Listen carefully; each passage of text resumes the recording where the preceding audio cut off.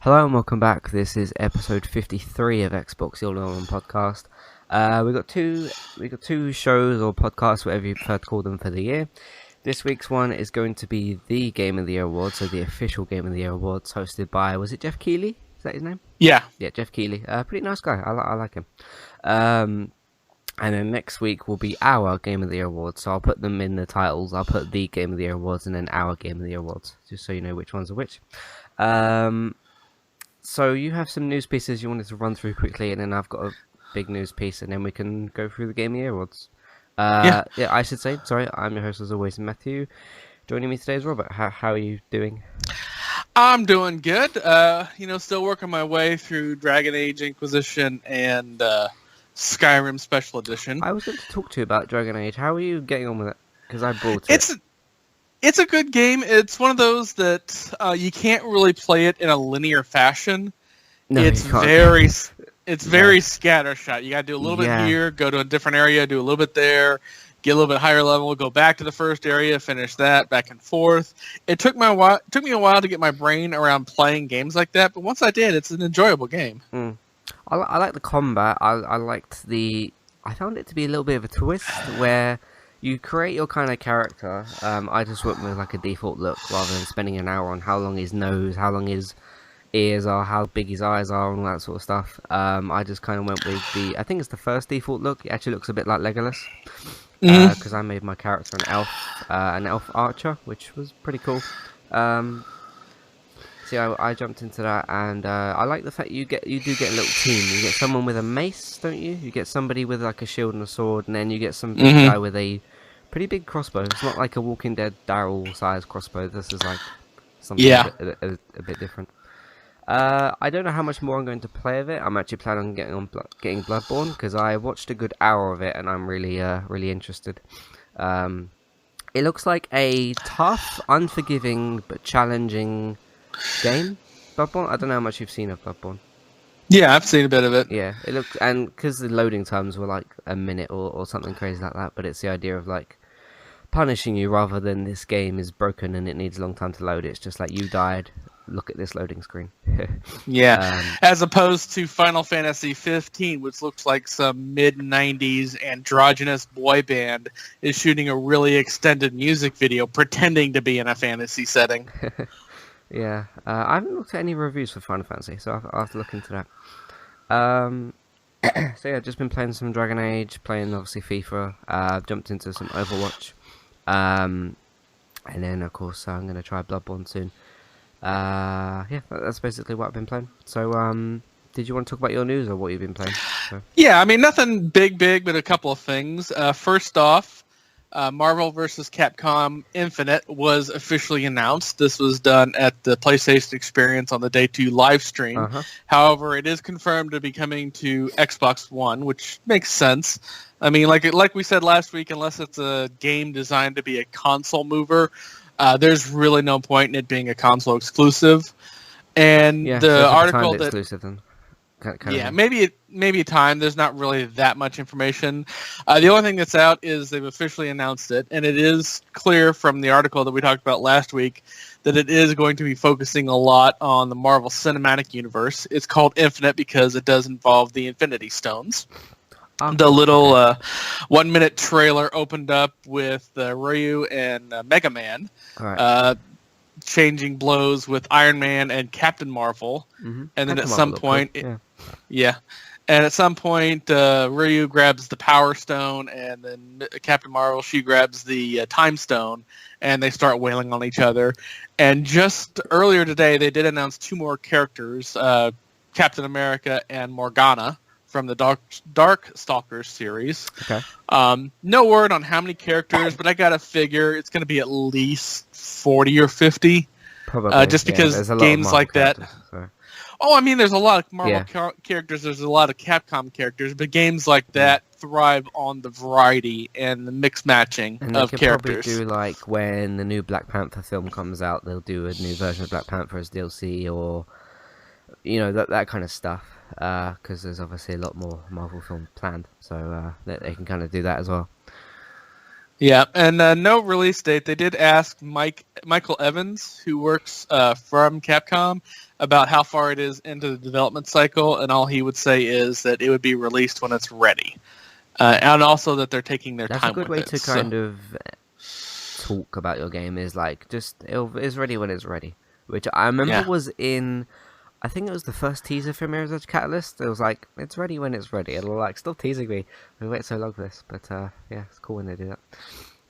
A lot of people these days talk about when you announce games that Fallout did it right, which they did because they announced the game and then 5 months later it was out, rather than Final Fantasy getting announced and 10 years later it comes out because of delays and stuff like that.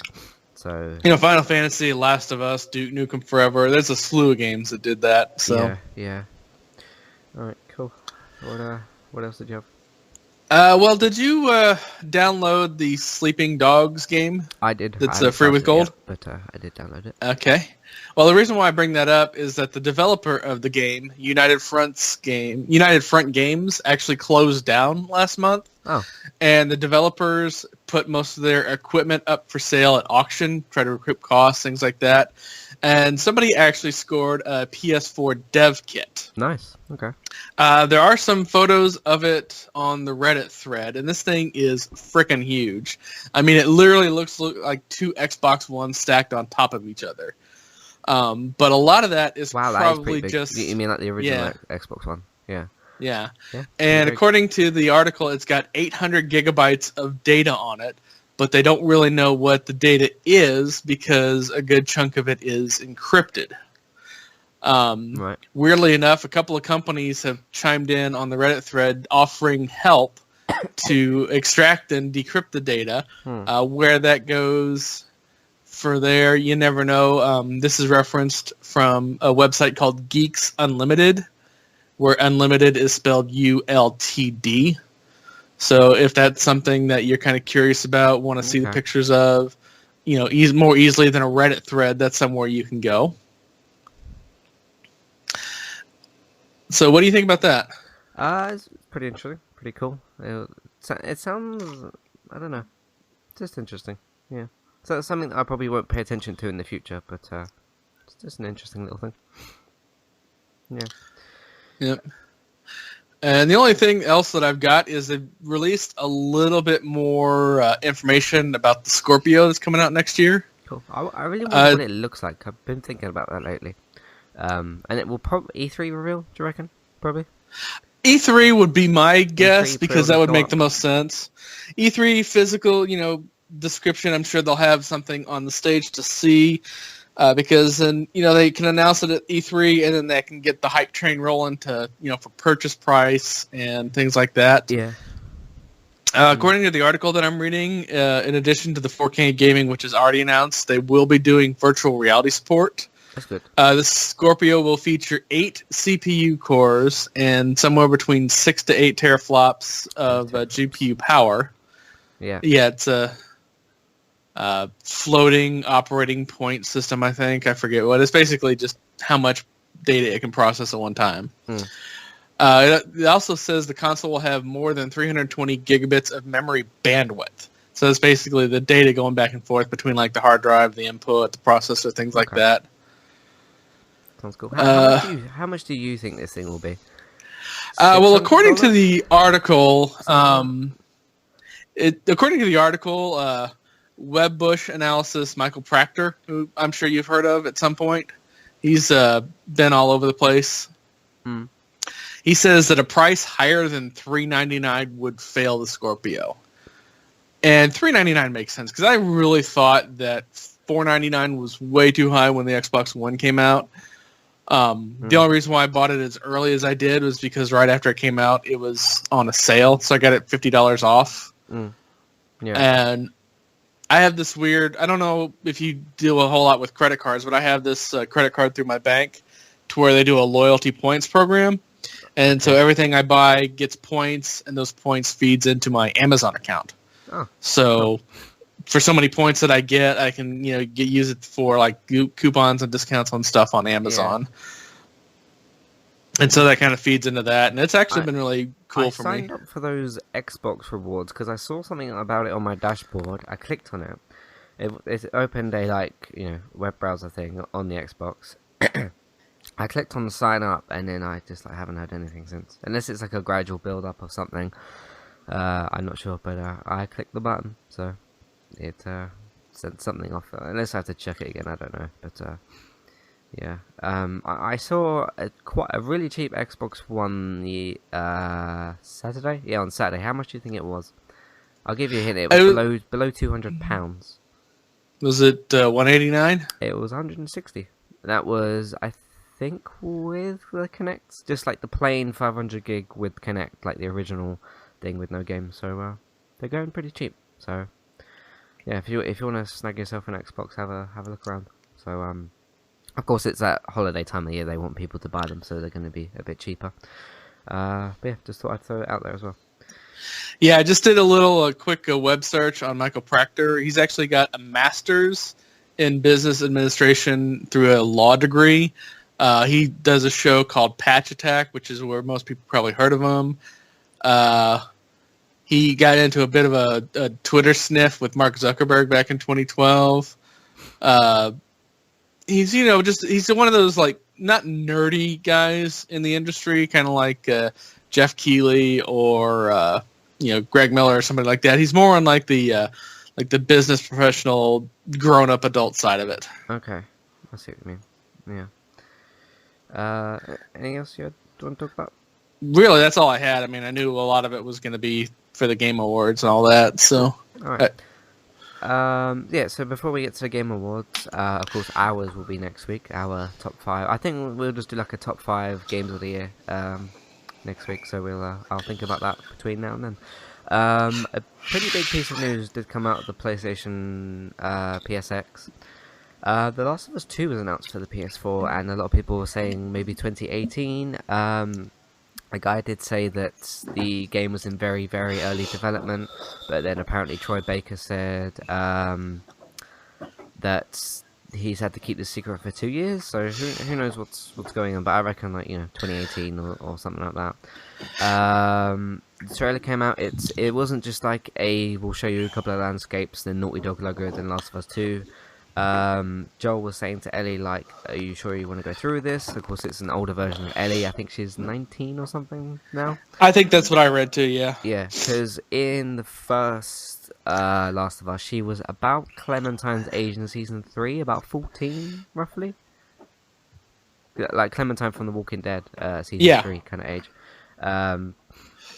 Yeah, and then she said, I'm going to make sure I kill every last one of them. I'm very, very excited for this game. The first one was just phenomenal. Do you have any thoughts on this? Well, as for the Troy Baker thing, the voice recording, they have to do really, really early, especially for main characters, because they have to match that all up with the syncing and with the lip movements and the motion capture and all that. Yeah. Plus, they got to do it for different languages. Yeah. Because I imagine that the voice protagonist is going to be more than just the English voice. I imagine they got to do it in German and Italian and Spanish and Japanese and all that other fun stuff. So I imagine that gets done way in advance. Yeah, probably. Yeah. As for the rest, there's no doubt this was going to ever happen. It was just it was just that exciting thing of when is this game going to be announced? What's it going to be? And all that sort of stuff. So we knew it was coming. It was just the matter of when. But it was still really cool to see it just announced. Yeah, at some point I need to break down and buy PS4 and get The Last of Us remastered. I just don't have the funds for that right now. Okay, fair enough. So yeah, big announcement. There's not too much more to say until we obviously hear more. So let's get into the big topic of this week, which is the Game Awards. Now I'm going to do Game of the Year last, because it's the bigger one. So what I'm going to do is just read each of these out, say my thoughts, and you can say your thoughts, and then if we agree with the winners, etc. So best studio and game direction, the winner, sorry, I won't say the winner first. The nominations were Blizzard for Overwatch, DICE for Battlefield 1, id Software for Doom, Naughty Dog for Uncharted 4, and Respawn for Titanfall 2. The winner was Blizzard for Overwatch, which was very nice. I was really hoping just on some awards for Inside and Overwatch. I knew there was Battlefield was kind of floating around, Uncharted, Doom, and Titanfall were kind of the others. So yeah, deserved winner. Yeah, I think it's a fair winner. And I like where they're going with the game. And there was a period of a couple of months where there was like no updates and stuff with Overwatch, and then everyone was like, "What's kind of going on?" But they've done a lot of updates in the last couple of months. Of course, we've spoken about them on this podcast, and I've spoken about them more than you because I play Overwatch and you don't, of course. So I have therefore more to say on them. But yeah, they're free updates, so it's really cool. The best narrative. The nominations were Uncharted 4, Thief's End, Firewatch, Inside from Playdead, Mafia 3, which I'm surprised with somewhat. The story was very, very good, but the game could have had some improvements to fix some of the repetitiveness. And Oxenfree as well. And the winner was Uncharted 4, so pretty awesome from them. Of course, it's the last Uncharted game. I won't spoil the ending, but it was very nicely done, I would say. I haven't played Firewatch. Of course, I played Inside. I played Mafia 3. Played Oxenfree. Thoughts on this one? I personally would have rather have seen that go to Firewatch, just because the game is all about the narrative. I mean, granted, yes, Uncharted 4 does have a pretty good narrative and a good storyline, but it's also got the running, the jumping, the shooting, the action, the collectibles. It's got a ton of other stuff that happens to have a really good story. Firewatch is pretty much just all story. I need to play Firewatch. I've seen a couple of clips of it, and it does look very, very interesting. I'm sure with Christmas coming up, it'll be on sale again. Yep, probably. I did hear it was on sale recently on the PlayStation Store, but I never got around to actually looking at it. So, yeah, hopefully that'll be on sale soon. But yeah, pretty deserved winner. Best art direction. The nominations were Inside, Abzu. Which, have you seen that game? Abzu is I have not. Like it's a bit like a Journey or a what's that other game? Like Flower. You kind of just explore stuff. There's nobody attacking you or anything like that, and you kind of just listen to the music and kind of swim through the ocean. So it's kind of one of the therapeutic games, people would say. Kind of like calming and stuff. You're not like shooting and killing stuff. So yeah, Inside, Abzu, Firewatch again, Overwatch, and Uncharted 4, and the winner was Inside, so I'm very, very happy with that. Did you get around to finishing Inside? I never got around to playing it. It's one of those things that I keep meaning to do, but just, other things get in the way and other things grab my interest. I guess, yeah. But from what I have seen of it, it's very deserving in that direction. It's a very cool looking game without being just like, shiny, shiny, blinky lights, as I like to call it. It's got mystery to it. It's got some crazy events that happen. Yeah, a game with no dialogue, of course, like Limbo as well. And it's just, I dig the mystery of it, if dig is the word I want to use. What do we have next? Best music, sound design. I actually don't agree with this winner, but I'll talk about why once I get there. So nominations for best music and sound design were Doom, Battlefield 1, Inside, Res Infinite, and Thumper. And the winner was Doom, which does have some nice music to it and does go quite well with it. But I really like the music of Overwatch, and that didn't actually get nominated in this category. The music of Inside it doesn't have like an Overwatch theme tune or anything, but it has like the cool music that like goes with it and makes it more immersive and all that sort of stuff. I'm not really sure on Battlefield's music. Not like in sound design, but the atmosphere of Battlefield 1 held up really well, and that's what I've mentioned before. Is what I like with these EA games, and like what they did with Star Wars Battlefront is when you're out in the field and in like a hectic multiplayer match, I do feel like the kind of atmosphere. I'd really like to play one of them in VR, whether it be Battlefield or Battlefront. I'd really like to play one of them in VR. It'd be quite nice. So what do you think of this one? I really can't make a comment on that because I'm one of those weird people that the first thing I do when I get a game is I go into settings and I turn the music off. Oh, okay. I really don't know why. It's something I've always done, and something that I've never hated on the music or anything like that. The only actual game that I've ever enjoyed the music on was Homeworld. just because it had like this really big sweeping orchestral score to the whole thing. What's Homeworld? Homeworld was a game that came out in 2002.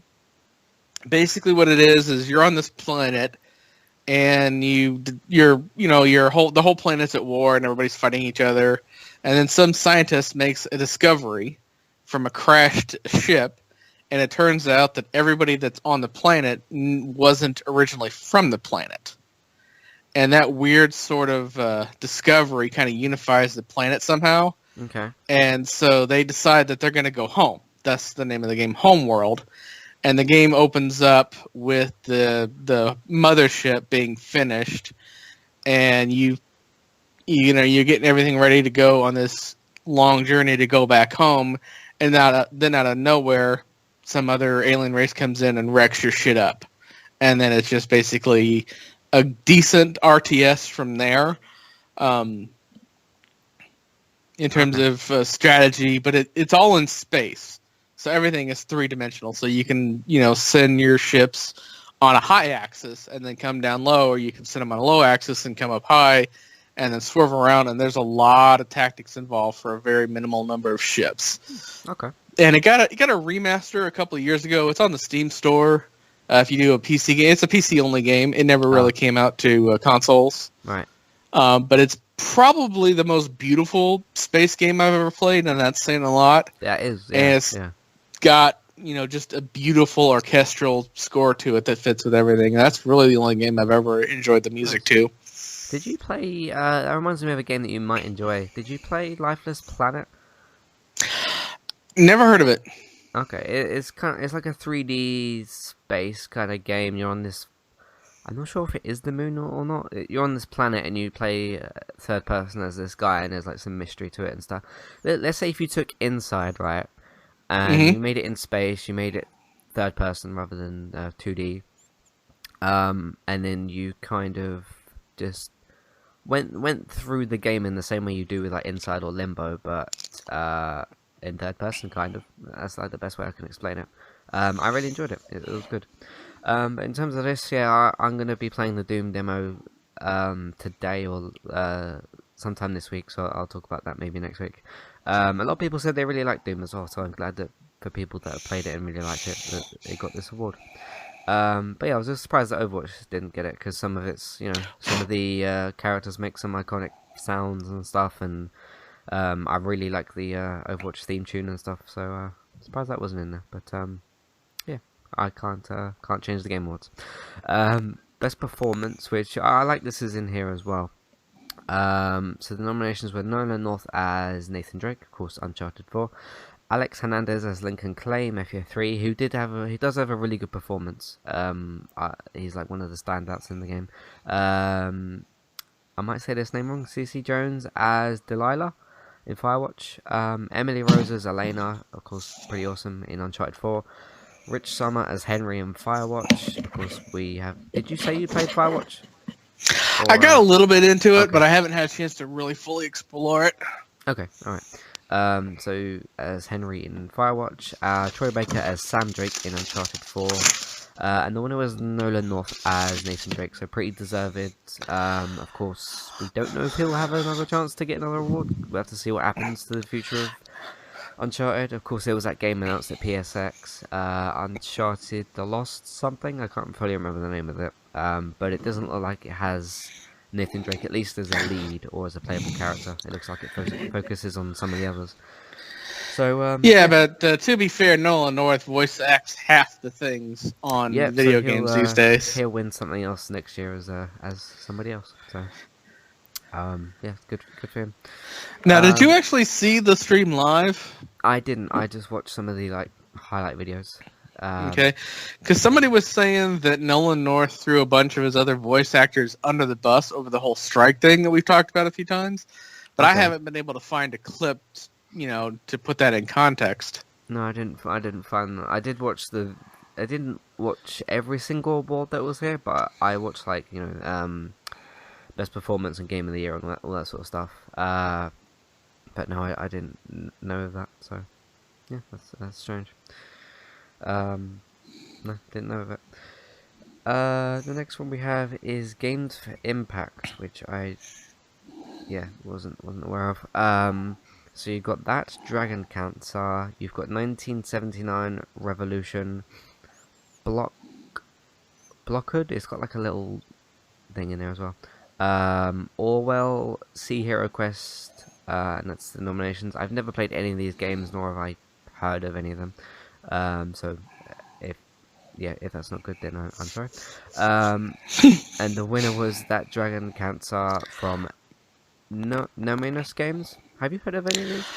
Yeah, I've heard of that Dragon Cancer just because of the seriousness of the subject. These are all like indie greenlit Steam games, so it's not surprising that you might not have heard of them. Yeah.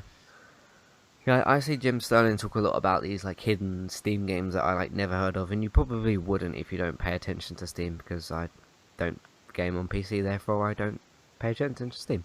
Apart from unless Batman Arkham Knight comes out and gets a bad PC port, then you obviously hear about that sort of stuff. But yeah. So deserved winner. If it was a pretty good game, it sounds like it was. Obviously based around cancer in some what it is that it's an autobiographical game. Ryan and Amy Green, who were the game's creators, it's basically based on the experience of raising their son Joel, who was diagnosed with terminal cancer at 12 months old. Oh, I remember this. Yeah. I think I remember somebody talking about this about a year ago. When you just mentioned that, it clicked in my brain. Yeah, I remember hearing about it, and then I never heard of it ever again. It's one of those games that you play if you want a really interesting story and also want to be really, really depressed. Yeah, I mean, the creators talk about I remember the creators talking about like how kind of difficult and stuff it was to make, of course. Yeah, so did you play it, or did you just hear about it? I've heard about it, and I've read some of the development. I tend not to play the depressing games. Don't get me wrong, I'm happy that people are doing that, and if other people enjoy it. It's somewhat what games are for, but if you're only of course, if you want to play something fun and I'm not going to say Overwatch is a better game, but if you want to play something fun and competitive, then obviously you play something like an Overwatch or something like that. But if you want to play something for like a dark kind of hard-hitting story, then of course you go to something like this. So yeah, I get what you mean by that. Yeah, what was you just saying? I was just saying that it's one of those things that is really hard to get through, but it was obviously something that they needed to do, and obviously more power to them. But that's just something that will just drop you down into the gutter with your feelings. So, okay, I'm not trying to put the game down at all or anything like that. I'm just saying, it's if you want to play something fun, then you wouldn't play that. Well, it's kind of like a Limbo. I mean, Limbo had a really dark and morbid feel to it, but you could disassociate yourself with that because of the art style. It's black and white, and because there's not, all that kind of stuff. Yeah. And there's not 20-foot spiders in the world trying to kill you. This is something that was, super, super real, because obviously it was based on what they had to go through as parents. Yeah. Yeah, because in something like Limbo, you're focusing on what the hell is happening and how do I solve this next puzzle. It's kind of the mindset you have in a game like that. So yeah, I see what you mean. Best independent game, the nominations were Inside, Firewatch, Hyper, Light Drifter, Starred Valley, and The Witness. And the winner, which I'm very happy about, was Inside. So I'm happy that it got a game award, rather than just what some of the others might be. If it had won best sound design, that's less of a game. Do you get what I mean? This is best game in an individual category. If you had best mobile game or best shooter, that's the best game in that particular category. So that's how. Yeah. Enjoyed the hell out of it. If you want to see a review, then just type in Inside on the site or click on game reviews. It should be in there. It's a written one as well. It is pretty short review because I didn't want to spoil anything, and it was pretty fresh at that time. If you did finish Inside and you want to know how to get the secrets and like the secret ending, which a lot of people have discovered, but I thought I'd just mention it. I did create an article with a link to the videos of how to do that, so check that out as well.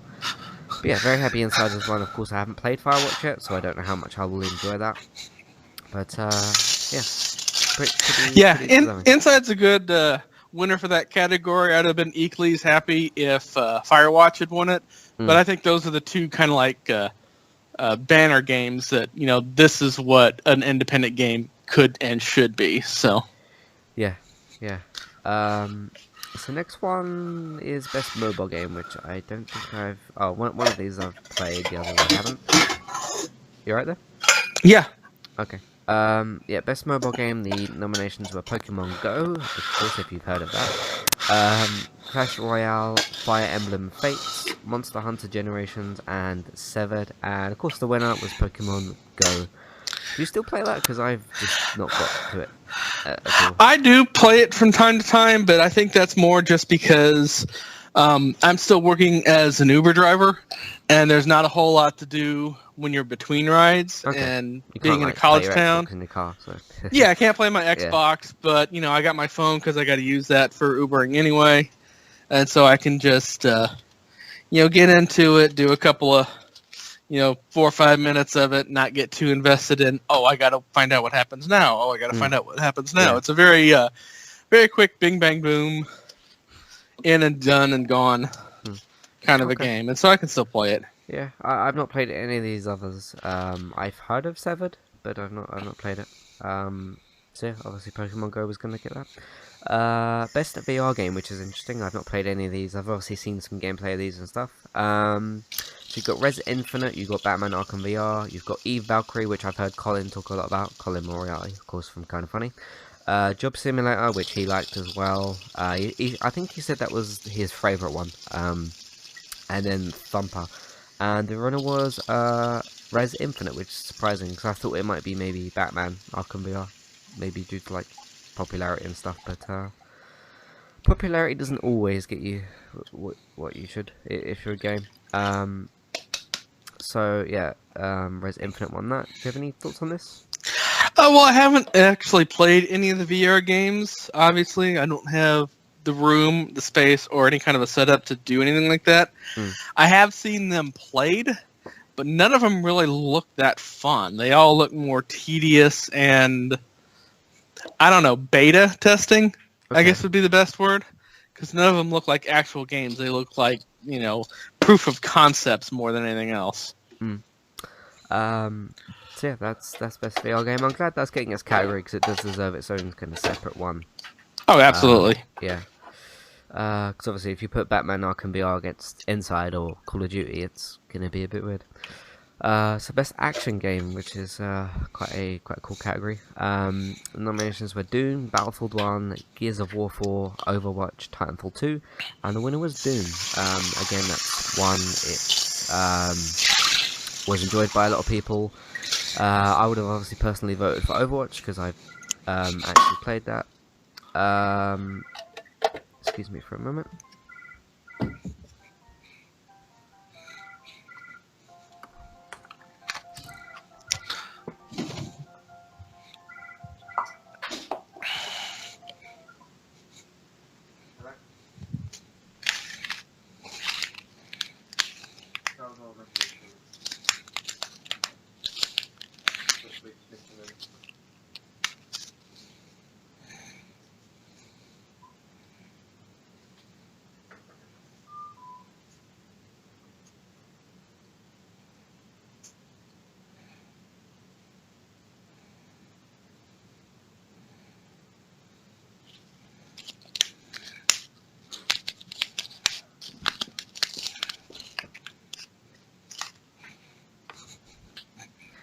Alright, I'm back.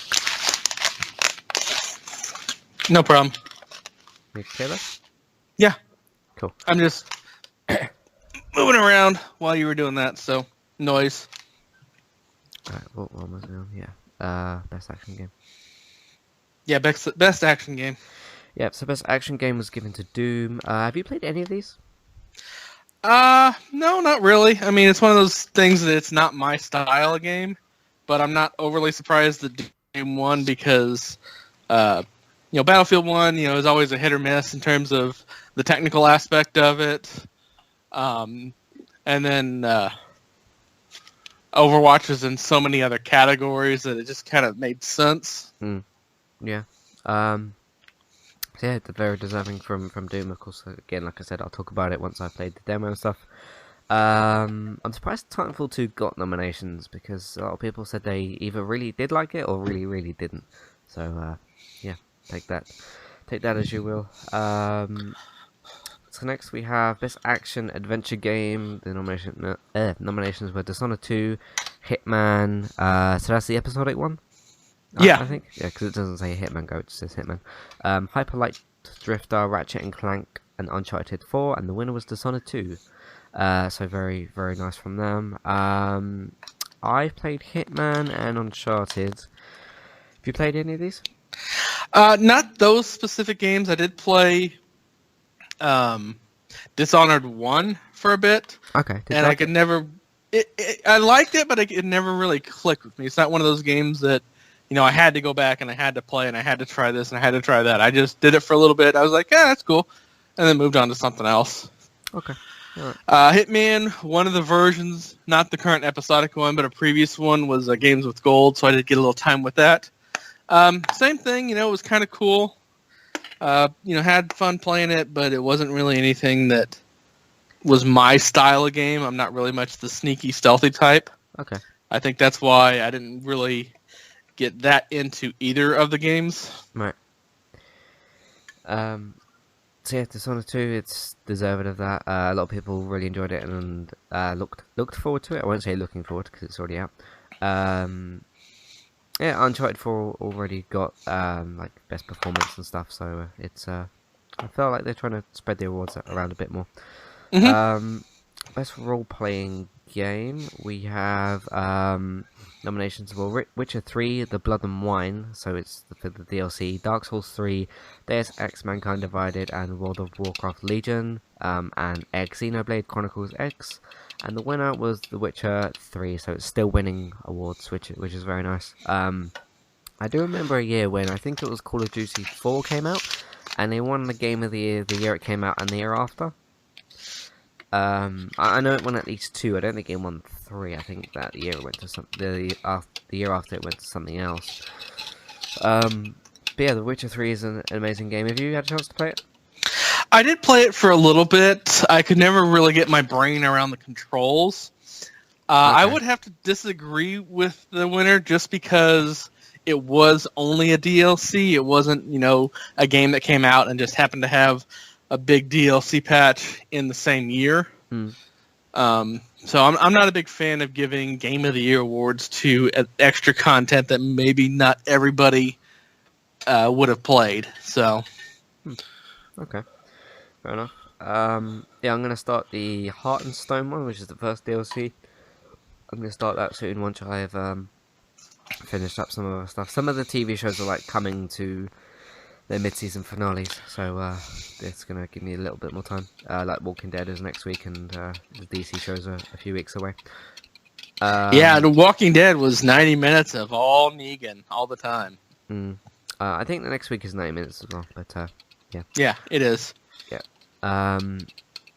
So yeah, I haven't played Deus Ex. I played the Human Revolution. I think is the one before that.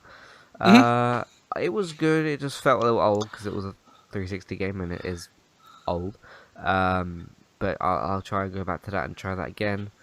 But yeah, I haven't played the others, so yeah, The Witcher 3 won that. We still have a few categories to go. Best fighting game, the nominations were Street Fighter 5, Killer Instinct Season 3, King of Fighters, is that 16, 15? XIV. That's XIV is 14. Yeah, 14. And then Pokemon Tournament, which I think is that one of the ones that just came out or something? Or was that Sun and Moon that I'm thinking of? Sun and Moon is the 3DS game that just came out. I'm not quite sure what tournament is. Okay, might be another one that came out earlier or something.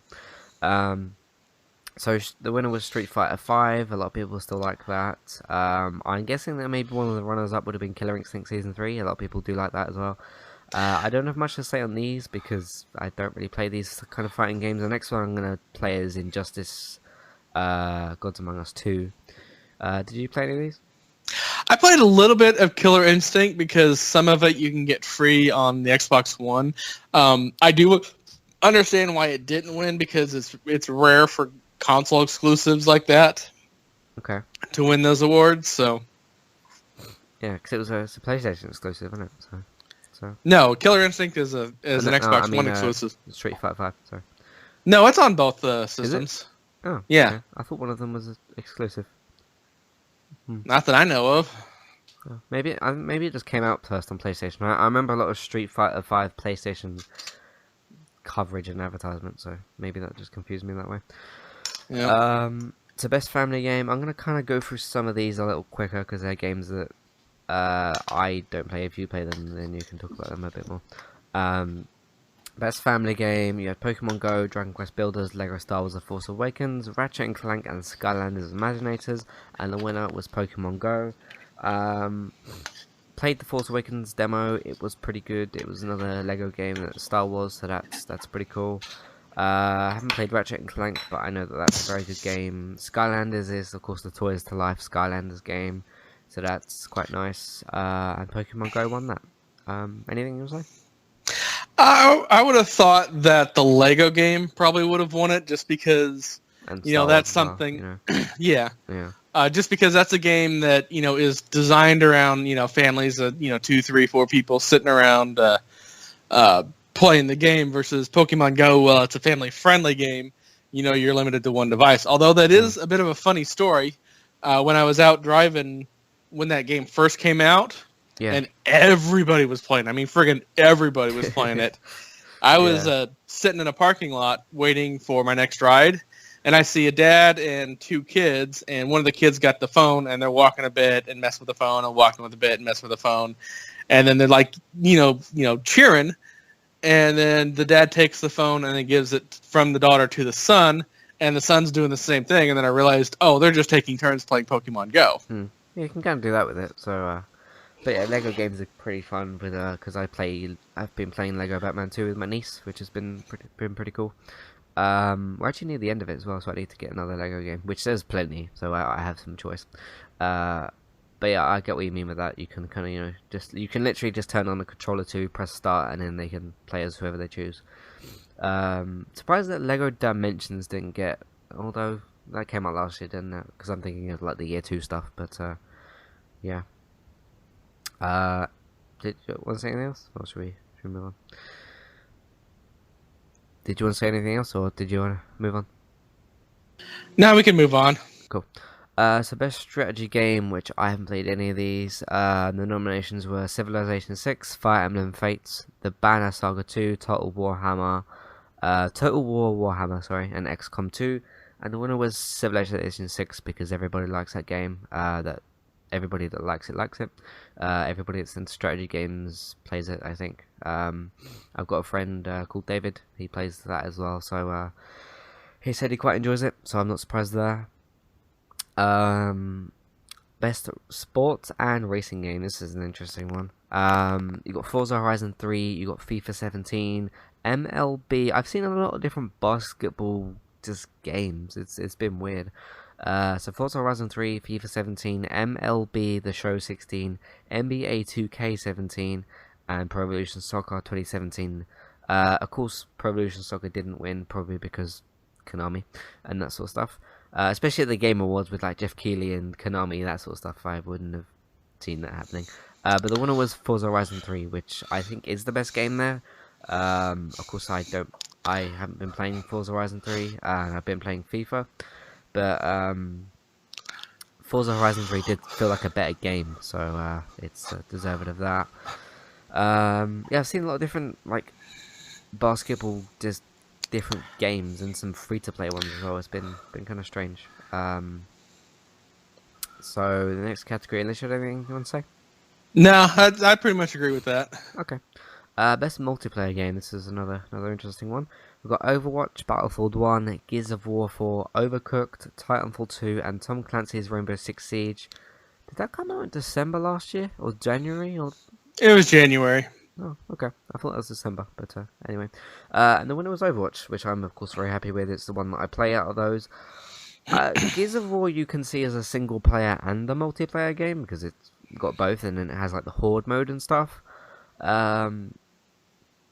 But I feel like with Gears of War, the story is bigger than like the Call of Duty games because Call of Duty has its horde mode with its zombies, and then it's got the multiplayer and the campaigns, but they don't really cross over as much as Gears of War ones have, and how more kind of iconic the Gears of War characters are over the Call of Duty ones. Of course, you had people like Soap and Price and Ghost and that from Call of Duty, but they haven't carried over or anything like the Gears of War characters. Thoughts on this? I probably would have gone with Rainbow Six just because it's kind of the merger of the two parts because it's got it's pure multiplayer, so it doesn't have the first person or the campaign aspect of it that Gears of War 4 did, but it's more detailed in your roles as which kind of character that you're playing than Battlefield 1 does. Because in Battlefield 1, it really doesn't matter what kind of role you're in. You just run in there and shoot everything. Whereas Rainbow Six, it matters greatly which kind of combat role you take. It affects how you play the game. Yeah. Cool. Yeah. So best esports player? I didn't know this was one. I copy and pasted this from an article. Of course, I didn't write all of these down. That would have taken hours. Best esports player.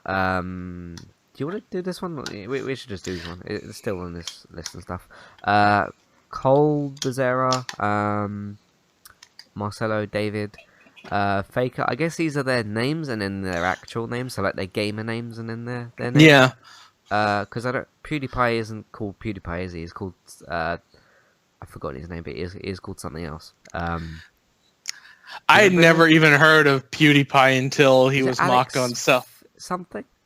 I don't know. It's on his Twitter.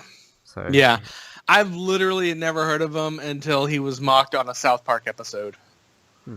Okay. So you got Faker, which is Lee Sung Hiko. You got Bayern, which is Hyun Woo. You got Infiltrator, which is Seon Woo. Hungry Box, which is an interesting name. Juan Debima.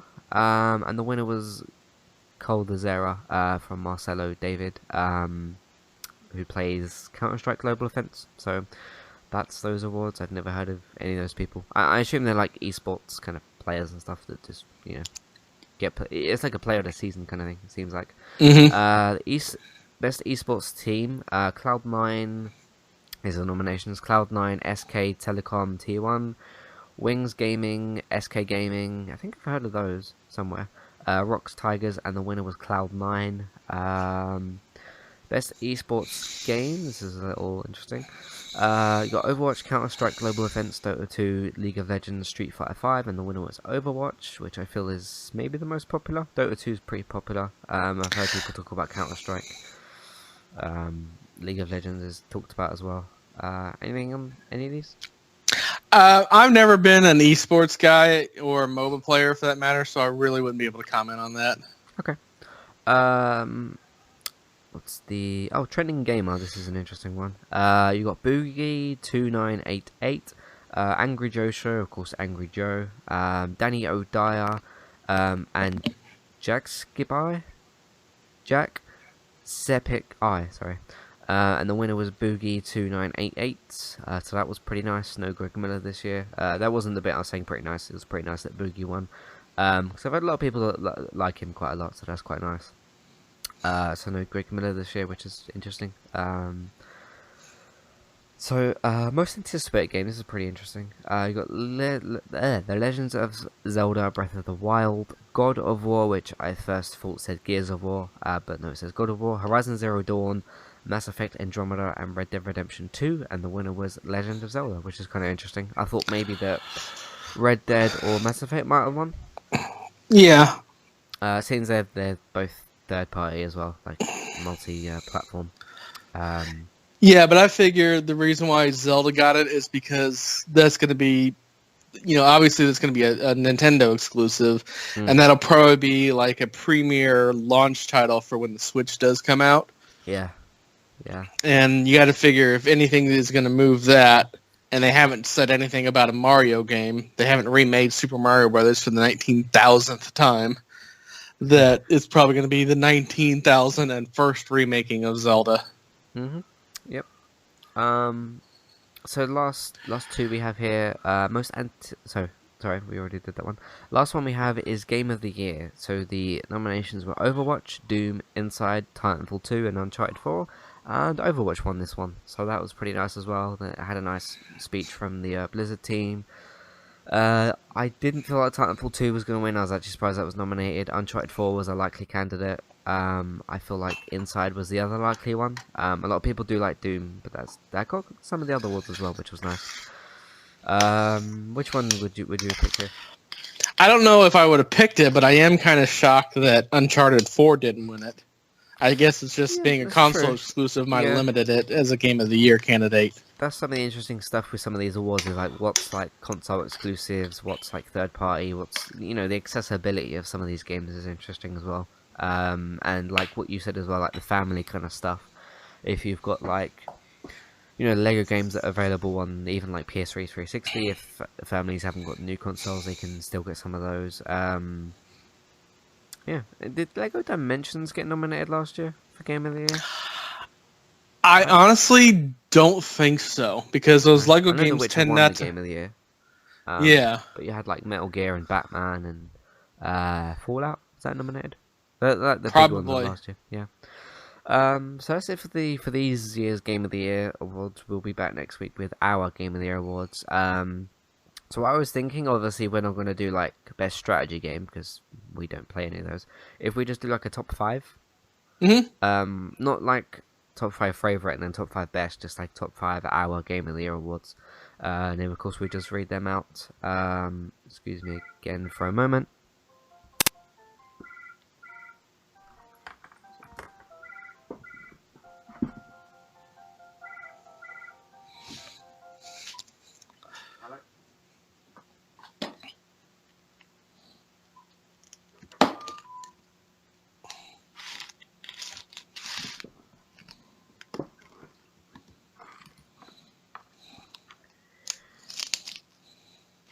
So yeah, we'll do it that way with like just a top 5, and then we'll do maybe some of the other news and stuff, or maybe a topic. I like to do topics when there's like less news. Of course, we wouldn't have time to do one this week, or I think last week was pretty busy with news as well.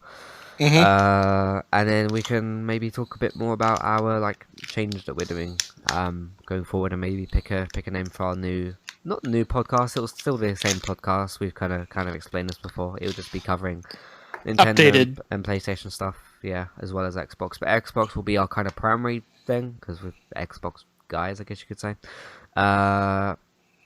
Anything else you want to say? No, I mean we pretty much covered everything. So cool, nice. So yeah, you can check out everything else on the website by going to entertainmenttalk.org. Just type that into your browser, whether you're on your phone or whatever. If you'd like to keep up to date with stuff that gets posted or with updates, follow us on Twitter at eTalkUK. We do have an Instagram and a what's the other thing? A Tumblr, so you can search for Entertainment Talk there. It's just a way of getting the content. That's what threw me when you said you set up a Tumblr, because I just thought Tumblr was like for 50-year-old high school girls to bitch about how the world is unfair. It was on like the sharing option, so I just went through each of those and just made an account. They had like LinkedIn, which I think is more of a business, but I just made an account anyway. But yeah, if somebody comes across it that likes Xbox and DC, then I'm sure that they will be happy with that. So that's why I did that. It's annoying with Instagram though, because I have to post the picture and then post the link separately, because that's not actually a share option. It's just it's a separate thing. But yeah, if you'd like to follow us on Twitter, it's at eTalkUK. Of course, you can search for us on other stuff as well, and on Facebook as well. There is a Facebook group if you'd like to check it out there, which I made for community purposes, and to like post stuff in there as well. If you have any inquiries, any feedback, anything to do with Entertainment Talk, or any topics for any of the podcasts or news or anything like that, You can email us by sending your email to entertainmenttalk@hotmail.com. Thanks for listening, and we shall be back for the final show of the year next week with our Game of the Year awards, as we've discussed. Should be a fun one. Should be an interesting little conversation. Of course, it does depend on games that we have and haven't played. I haven't played Watch Dogs 2, so yeah, that's not going to be on there because I don't know what it's like. So yeah, join us next week for that, and in the meantime, we'll see you for all the other pieces of content. Goodbye.